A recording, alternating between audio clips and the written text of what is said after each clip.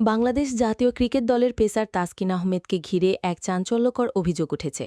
অভিযোগে বলা হয়েছে ২৬ জুলাই রাতে মিরপুর ১ এলাকায় সিফাতুর রহমান সৌরভ নামে এক যুবককে ফোন করে ডেকে নিয়ে গিয়ে মারধর ও হুমকি দেন তাসকিন।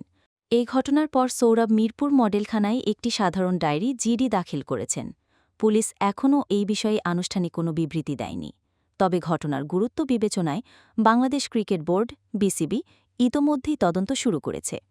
বিসিবির আম্পায়ার্স কমিটির চেয়ারম্যান ইফতেখার রহমান মিঠু জানিয়েছেন, তিনি মিডিয়ার মাধ্যমে খবরটি দেখেছেন এবং বিসিবির অন্যান্য কর্মকর্তারাও বিষয়টি সম্পর্কে অবগত আছেন।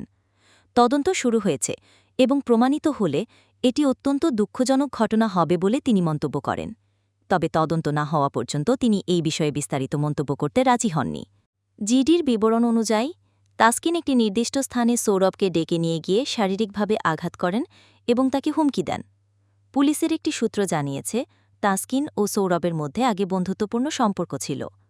অভিযোগের বিষয়ে তাসকিনের প্রতিক্রিয়া জানতে গোজগাগের চেষ্টা করা হলেও তার মোবাইল ফোন বন্ধ পাওয়া যায়। ছিলাম, এসে দেখি আমার এই ভাগনাকে মেরে ধরে একাকার অবস্থা।